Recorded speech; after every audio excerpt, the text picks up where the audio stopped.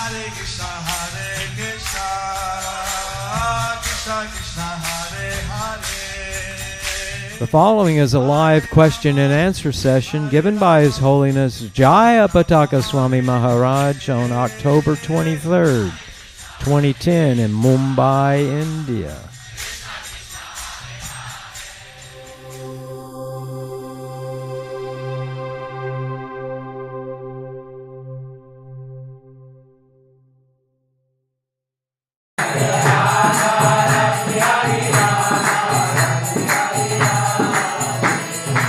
Sita Ram Lakshman Hanuman, Sita Ram Lakshman Hanuman,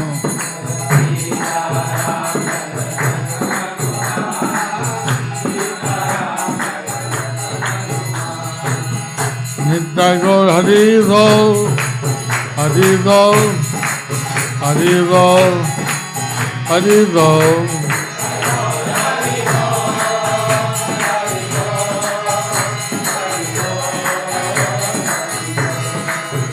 Jaya Prabhupada, Prabhupada, Prabhupada, Jaya Prabhupada.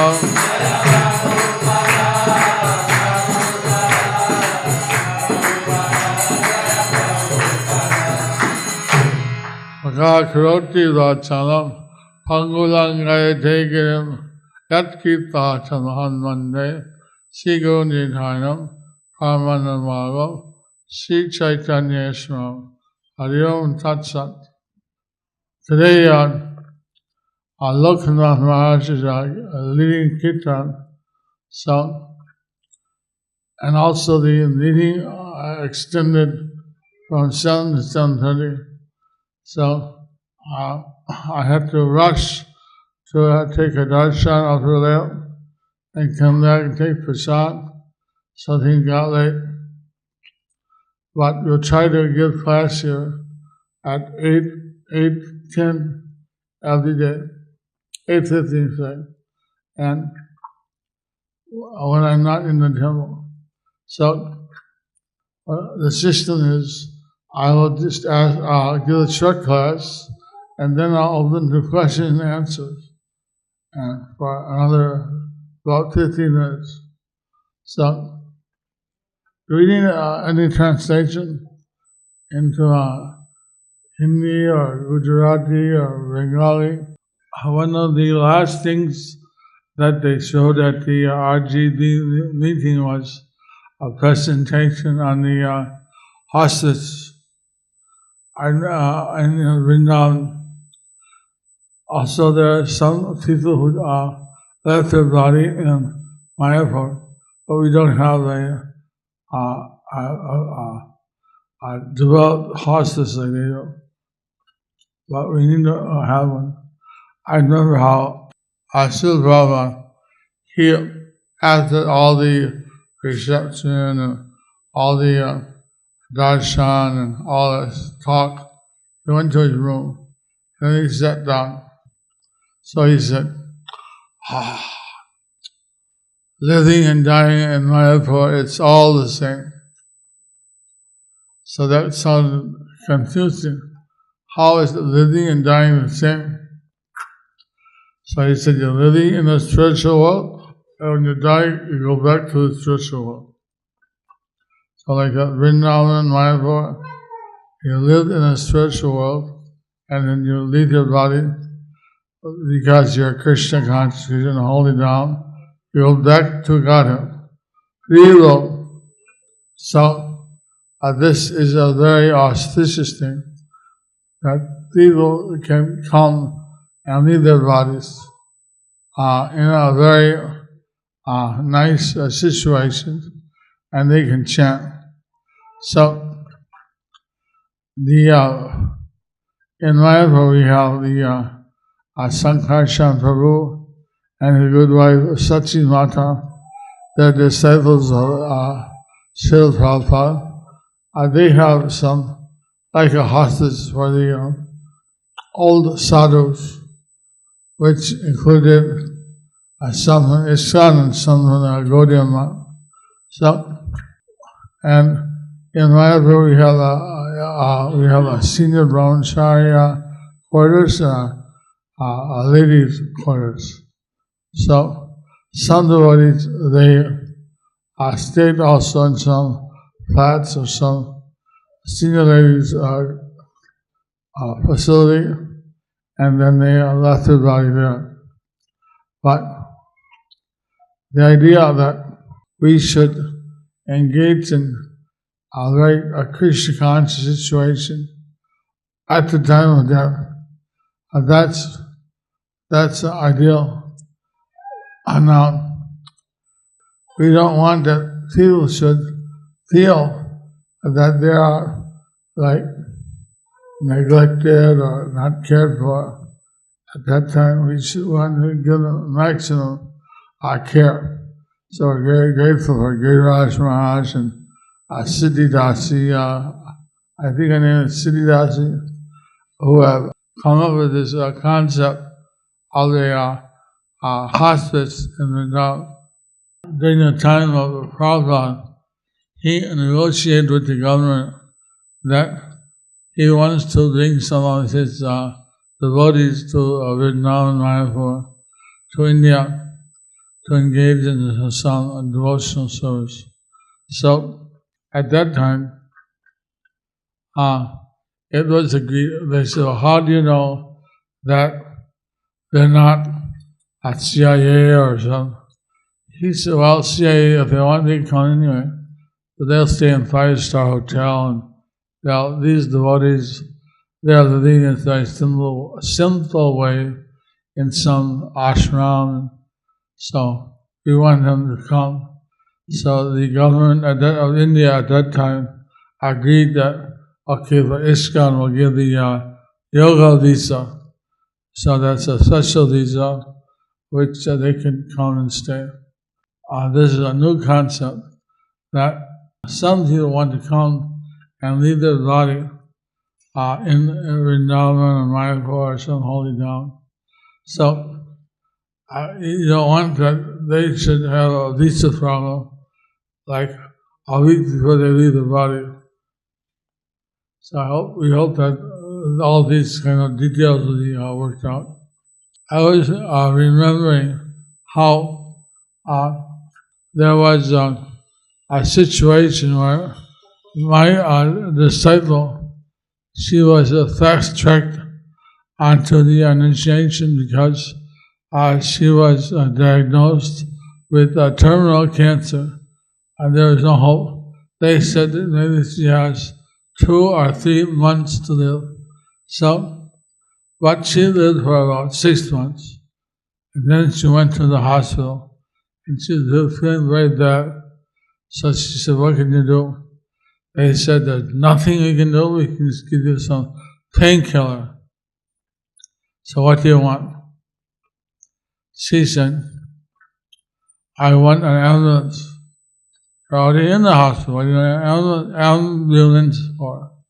She said, I don't want an ambulance for the hospital. I want an ambulance to take me to the temple so I can leave my body in a Krishna conscious environment. So there in the Milan temple, I think that's called Midalago, the ambulance drove up with sirens going wah, wah. So the devotees were surprised. What happened? And then she came. She said, I want to leave my body here. They say I just have a few hours to live. So they gave her a guest room, and she stayed. Well, she saw the deities, and she lived for about 8 days. On the day that she was leaving her body, she was obviously very sick. So the room filled up with devotees, and they were all chanting, Hare Krishna, Hare Krishna, Krishna Krishna, Hare Hare, Hare Rama, Hare Rama, Rama Rama, Hare Hare.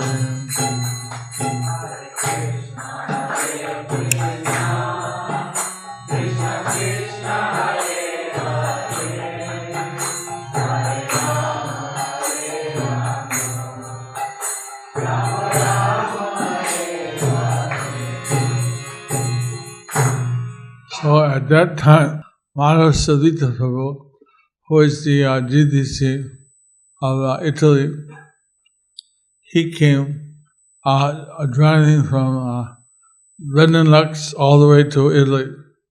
Normally he doesn't drive all the way. He stops in France somewhere. But this time, he doesn't know why. He came all the way, and just at in the afternoon at Golduli time, he entered the room, and there he saw all the devotees chanting, and this lady, she was opening her mouth, and she said, Hare Krishna! And she was gone. And he told me later, if I could put down, I want to leave it this way, surrounded by devotees in the temple, chanting Hare Krishna, I put in my will. But we know there's no guarantee how we will, where or how we'll be at the time of death. But this lady, this disciple, she was so fun. I had time, I wrote to her, I told her what she should do at that time. And so she, like this, was surrounded by devotees, and she chanted. So one thing that they said is 100% guarantee. Everyone who is born has to die. And everyone who dies again is reborn. Of course, the devotees, if they die, they can, if they have completed their devotional service, maybe at least 60 or 70%, and then they go back to Krishna, or they go to that universe where Krishna is realizing his pastime. So in this way, the devotee, this can be his last birth, he or her last birth. So otherwise, we're bound to die and leave this body somehow or another. Very few, maybe if someone who like Arjuna, they could go back in the same body. But these are rare souls who have come down just to join with Krishna's pastime. So we're very fortunate if we can be Krishna conscious at that time. So all the devotees, they should help. They should prepare to help. If someone's leaving the body, chant Hare Krishna, help that person, give them a garland from the deities, give them tulsi, offer the Lord Sri Krishna. If cremate them with a tulsi twig, write the name of Krishna on their body. My mother, on my previous ashram, she said that when she died, she wants to be cremated and wants her ashes to put in the Ganges. So this was an unusual request for a Christian, but she said she had a spiritual experience by the side of the Ganges, so she wanted her ashes put in the Ganges. So I fulfilled that desire of hers. I went and I took some ashes. I did the cremation rites. Normally the sannyasi doesn't do it. I'm only a devotee in the family, so there was no one else to do. So, like that, this is maybe you don't like to talk about too much, but it is a reality of life. So, of course, everyone thinks that they won't die. That's the amazing thing.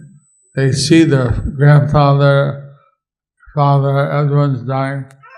They think, somehow, they don't think about, I won't die. But we all die, sooner or later. So, we want you all to be Krishna conscious at that moment. That's the final exam. So we may go through various tests throughout our life, but the final test that we want to pass, that's the Krishna consciousness. Of course, someone asked Prabhupada that what if we're not Krishna conscious? What if we can't remember Krishna at that moment? He said, Krishna will remember you, that you have done his service. So, we are depending on Krishna. Hare Krishna. So, if there are any questions, take this.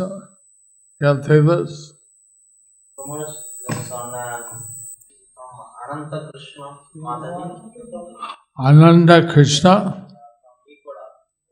Yeah. Informing a message that Guru Maharaj, we having a huge preaching program here in Ikoda. We are going to be in the TV for Damodar month. And one more thing, one question from Mangala Mathura Devidasi from Krishna Kada Desh. We're very happy to hear that the devotees in Ecuador are preaching, and they're going to be on the television in the month of Damodar. And Mangala Mathura Devidasi. Yes. Herself and her husband got initiated last July 26, 2010 in Krishna Kada Desh. They are asking a question. Guru Maharaj, can you please let me know what austerity should I and my husband do for the Damodar month? What austerity we have to do in Damodar month? What we have to do is we should not take. See, in the Damodar month, it's prescribed to be a vegetarian, but most of the devotees are vegetarian, but for them, we abstain from urdal, just as a token. Now, North Indians, that's not a big issue, but for South Indians, the dosas, idlis, uttapam, all have urdal. So it's a big austerity for the South Indians. One day, Atama Krishna Maharaj, he was traveling in South India and the month of Damodar, and no one was cooking any dosa idlis because it was the month of Damodar. When I was in Malaysia, where a lot of our devotees most of our devotees are Tamils, I asked them, trying to make a dosa idli out of with chickpea flour. Now, that's a bit, you can say, unique, but I was thinking that in Gujarat, they make dokla with chickpeas or chickpea and rice, so why not try it? So they did, and it came out all right. I mean, the idlis and dosas were yellow, but I see better than they say, "Kana mama che, nine mama che, kana mama balo," rather than no uncle, having a blind uncle is better. So, rather than no dosa, no idli, having idli dosa with chickpea is better. There's a whole list of other things you can do. If you do some austerities in the month of Damodar, and then what benefits you get, that's also listed. Now, we observe the last 5 days from the Ekadasi to the Purnima as a Disma Panchak. And there we either we fast on fruits and roots or hallucination. So if you observe those 5 days, that says that's like as good as the whole Chaturmas. Also, you get some special blessing. But it's quite there's you have to take a bath, you have to offer tartana, you have to offer some puja to the Radha Krishna. It's in the downline, you offer a lamp. So there's like a whole series of things to do. And plus you only eat this fruits and roots or hallucination. So, but in Mayapur, I hope this year I'll be able to do. Maybe all the years I do these fruits and roots, but I think this year I'll do the hallucination because I'm not fully strong yet. There's also one alternative, but that's like really tough, very few people do that. That's taking the 5 products of the cow. So one day you can eat all the cow dung you want. The next day, all the cow urine you can drink. So that means like 2 days fasting. And then all the milk, all the yogurt, and then the 5th day is you take panchagalya. So 2 days are tough because how much cow urine can you talking. So that's almost not an option for most people. Question from Arunamayi Radha Devidasi. In the book Topmost Yoga System, page number 66, second para, Srila Prabhupada writes, by chanting Hare Krishna as introduced by Lord Chaitanya, chanting and dancing, you can understand Krishna within a very short time. Then he writes, knowledge begins not from Krishna, but from things which we are accustomed to see every day. Kindly help me understand this, Guru Maharaj. Yeah, the book.